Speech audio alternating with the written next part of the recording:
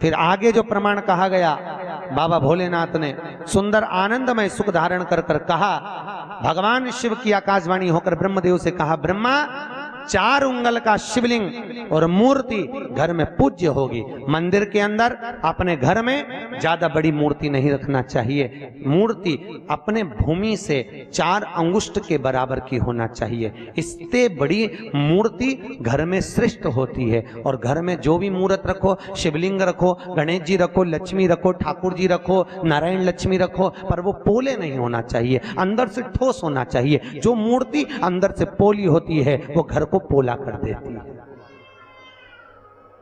आपको मालूम है पहले के जमाने में लड़की देखने जाते थे लड़के वाले, तो क्या देखते थे?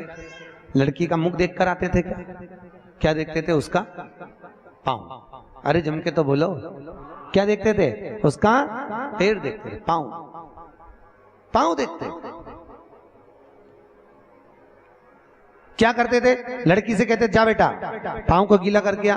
लड़की पांव को गीला करके आती थी, उसको चला कर देखते थे। जिसका पांव गीला करने के बाद पत्थर पर जम जाए, समझ लो घर को जमा ले। पांव पोला निकल गया, समझ लो घर को। पहले मुख नहीं देखते थे, पहले पांव। अब आज के जमाने में तो मुख देखकर विवाह किया जाता है। लड़की घनी सुंदर है। हमारे पास ही लोग आते हैं, महाराज अग्रवाल जी, बहुत लोग आते हैं, कहे गुरुजी हम लड़के की लड़की देख के आए, देखो गुरुजी कैसी है, बहुत जोरदार लड़की। हम 8 लोग गए गुरुजी, बिल्कुल नहीं बोली, इतनी जोरदार लड़की। हम 4-5 घंटा बैठे, बिल्कुल नहीं बोली। आप बताओ कैसी है? हमने कहा कैसी है वो तो तुम देखिए, पर वो काय को बोलेगी, अभी काय को बोलेगी, जब वो बोलेगी तो तू भी डोलेगी।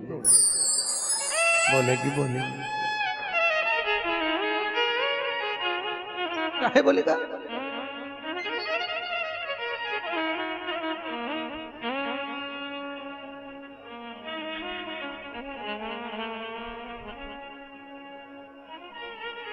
भाई हम तो कहते हैं जितना समय मिले, जितना समय मिले उस समय में भगवान शिव की आराधना की लीनता रहे, शिव की करुणा की लीनता रहे, भगवान शंकर की आराधना की लीनता रहे। जपो, जपते रहो और जपाओ। ओम नमः शिवाय, ओम नमः शिवाय। जपो।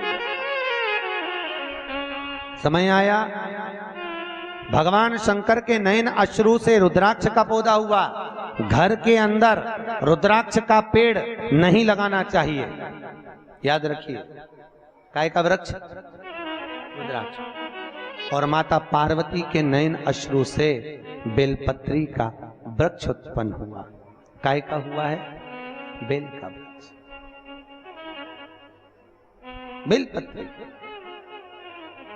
जो व्यक्ति बहुत ज्यादा गरीब हो, बहुत कंगाल हो, लक्ष्मी नहीं आ रही हो, बहुत तकलीफ में हो, कर्जा बहुत ज्यादा हो, उसको कुछ नहीं करना। सोमवार की सोमवार शाम के समय बेलपत्री के पेड़ के नीचे थोड़ी सी शक्कर या गुड़ डालकर एक दिया रखकर घी की बत्ती लगाकर जलाकर जाओ, अपने आप कर्जा चूकना चालू हो जाता है। कर्जा नहीं रहता।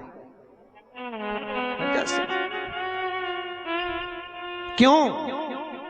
माता लक्ष्मी को भगवान शिव ने कहा था, लक्ष्मी तेरा विवाह मैं भगवान नारायण के साथ कर रहा हूं, तो नारायण के चरणों में तो रहेगी। पर एक बात याद रख, माता पार्वती के नयन अश्रु से प्रकट हुए बेलपत्र के नीचे शाम के समय पर तेरा निवास होगा। तो प्रतिदिन शाम के समय पर बेलपत्र के पेड़ के नीचे बैठकर नारायण की आराधना करेगी।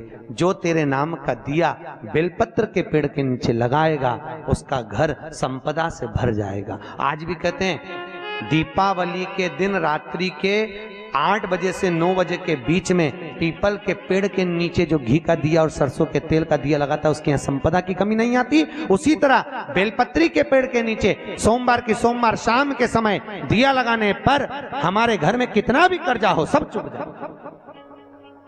कर्जा चूकता है। भगवान शिव की आराधना। किसी पुराण के अंतर्गत 18 पुराण 6 शास्त्र में कहीं पर ऐसे टोटके नहीं लिखे हैं। पर शिव महापुराण में शंकर जी की कथा में वेदव्यास जी ने सारे टोटके लिख दिए, सब कुछ लिखा। क्यों लिखा? बाबा भोलेनाथ जी की कथा में वेदव्यास जी ने कहा शंकर भगवान मृत्यु लोक का देवता है और पृथ्वी का देव, घर की जो माँ होती है, घर का जो पिता होता है, वो अपने बच्चों को दुखी नहीं देख सकता। देखता है क्या? उसका मुंह उतरा दिखेगा तो बाप भी कह देगा ले मेरे पास से ले जा, थोड़ा बहुत जा कर ले काम। काय को मुंह उतार के बैठा, ले जा। उसी तरह भोलेनाथ मृत्यु लोक का देव महादेव है। भगवान शिव की कथा में वेदव्यास जी ने कहा कि शंकर की कथा में ये सारे उपाय इसलिए लिखे कि मनुष्य को दुख ना हो, कष्ट ना हो, तकलीफ ना हो, इसीलिए वो